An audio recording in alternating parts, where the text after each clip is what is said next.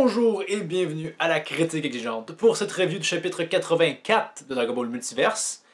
Le précédent chapitre entre l'espèce de filler était vraiment très court, donc on a un retour à la trame principale, la suite du combat Ub-Gonku, en fait sa conclusion, puis celle contre Vegeta.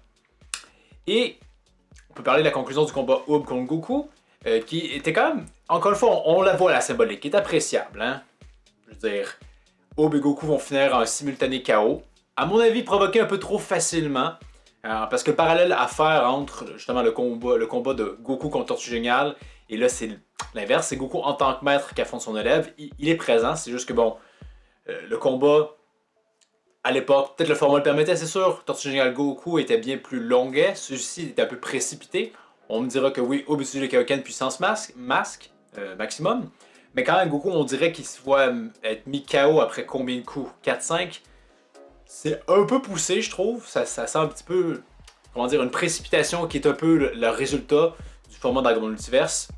Mais bon, on apprécie ça la symbolique et que malgré tout, ce coup-ci, à l'inverse, c'est là que la symbolique, un peu, le lien peut se briser, c'est que Goku n'avait pas réussi à se relever en tant qu'élève, mais il fera comme Tortue Géniale et réussira à se relever comme maître ce coup-ci. Donc, c'est bien, puis encore une fois, Asura assure à fond la caisse au niveau du dessin. Et c'est là qu'il y a peut-être un léger bémol, c'est que pour le combat Cell contre Vegeta, je sais pas c'est trop quoi les raisons probablement pour prendre du temps pour lui, hein, il a bien le droit. Ce n'est pas Asura qui s'en occupe, c'est Yume, si je dis pas de bêtises. Et la différence se sent. Mais en même temps, je crois que la différence se sentirait avec à peu près n'importe qui. Je veux dire, entre du Asura et du Toyotaro, déjà là, il y a un fossé quand même assez immense.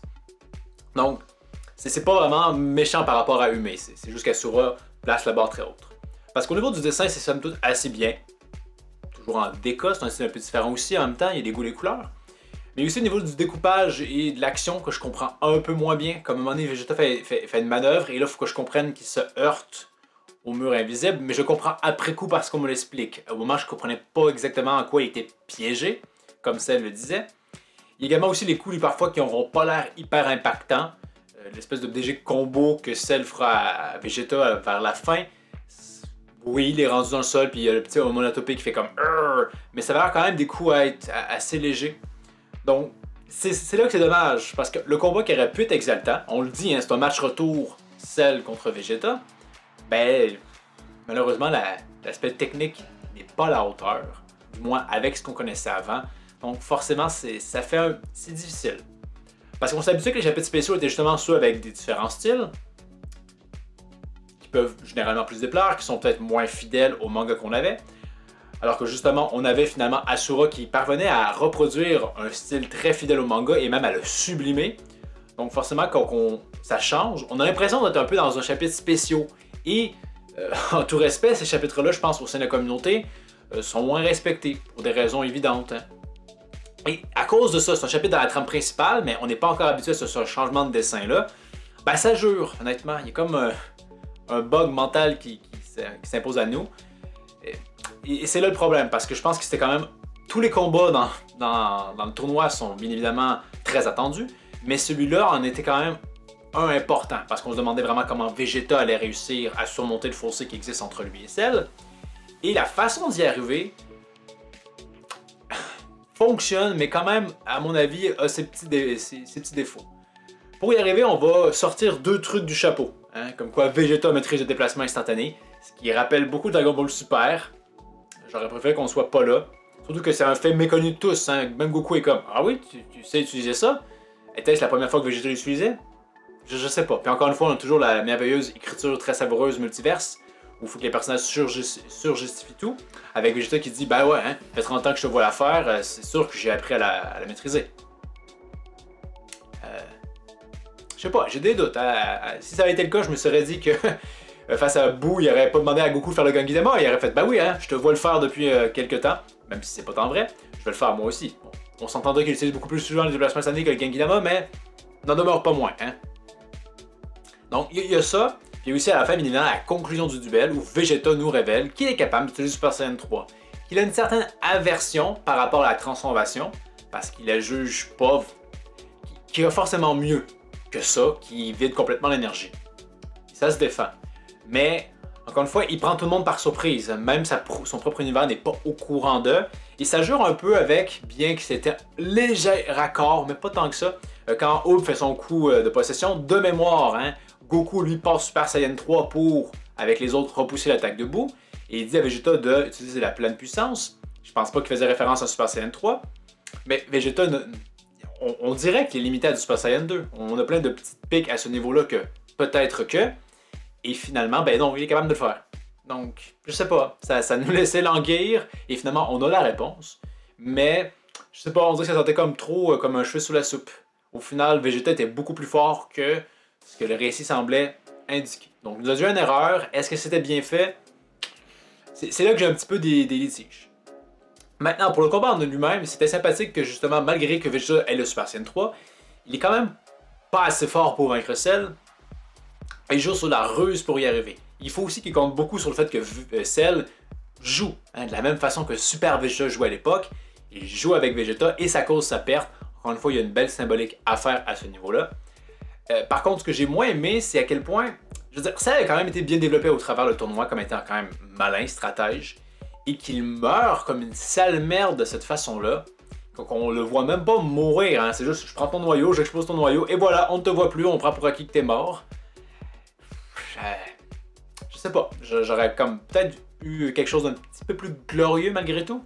Hein, c'est les Cell Juniors qui ont littéralement le mot de la fin pour quant à son sort. Je sais pas.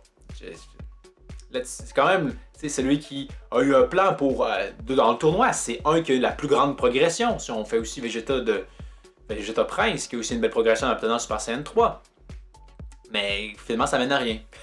Donc imaginez à quel point il se serait fait démolir s'il n'avait pas pu progresser durant le tournoi. Donc, il y a peut-être là que j'ai un bémol, mais j'apprécie encore une fois quand même le fait que Vegeta a eu sa revanche.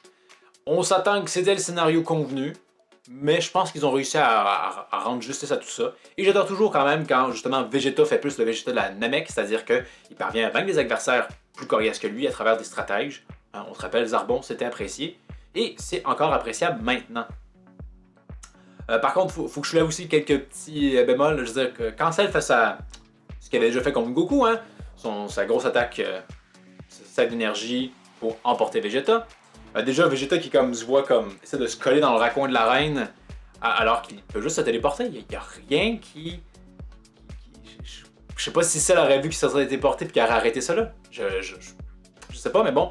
Au-delà de ça, c'est Goku qui a une réaction très... Encore une fois, Goku super-esque. Et ça, j'aimerais ça qu'on reste loin de ça. Goku est pas crétin, là. Qui fait comme, ah ben, quelle incroyable réserve d'énergie. Il est puissant à ce point, il couvre presque toute l'arène. Écoute, je suis pas mal sûr que Cell, lors du Cell Game, pouvait faire exactement la même quantité, au moins remplir le même espace d'énergie. Donc, c'était un petit peu lourdingue comme dialogue, ça, je m'en serais passé. Surtout qu'il y a un peu une gueule de demeurer aussi à ce moment-là, donc... Mais bon, somme toute, c'est un chapitre un peu spécial parce que justement, ça n'en est pas un en théorie. Le style de dessin nous donne l'impression que c'est là que ça a forcément un goût amer dans la bouche. On espère vraiment que Asura revient pour le prochain chapitre. En tout respect, bien évidemment, pour Yume, mais bon, à un moment donné, il faut aussi être, je pense, réaliste. Si on faisait un sondage, ce serait assez évident qu'il l'emporterait.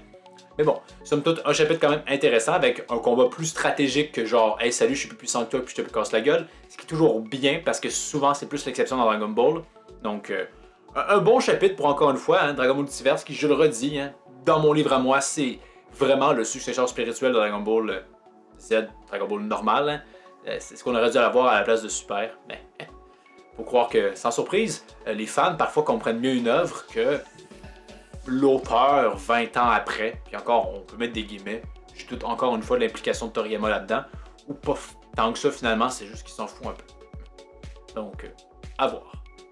Pour la prochaine critique exigeante, j'hésite encore avec un incontournable de quelque chose. Il y a tellement de sujets, mais j'aimerais ça trouver quand même quelque chose de plus animé, manga-esque. C'est pas une possibilité qui manque. Donc, il y a ça. Et également, je me rends compte que j'ai pas souvent parlé des OAV dans Dragon Ball, parce que ma chaîne, elle avait commencé, moi, parlant que de Dragon Ball, et plus souvent dans Dragon Super pour, bien évidemment, le descendre. Et n'ayant pas parlé des films, je pourrais faire une espèce de peut-être top 3 de mes films préférés, top 5, peut-être une autre vidéo de mes films moins appréciés. Je trouve que c'est intéressant parce que honnêtement, ces films-là ont toujours eu une place spéciale dans mon cœur parce qu'ils étaient plus difficiles à obtenir. Donc, à chaque fois que je parvenais à trouver un lien pour télécharger un de ces films-là, ben, c'était toujours beaucoup de plaisir parce que j'avais l'impression d'avoir atteint un niveau secret d'une certaine façon. Donc, merci d'avoir regardé. N'hésitez pas à commenter le chapitre 84 de Dragon Ball Multiverse. Qu'est-ce que vous avez pensé du revirement de la situation? Est-ce que ça a été vécu trop facilement? Et que pensez-vous des dessins? Donc, faites-vous en part dans les commentaires. Donc, merci d'avoir regardé. N'hésitez donc pas à commenter, partager, vous abonner et tout le bon vieux tralala. Et je vous dis à la prochaine. Critique exigeante.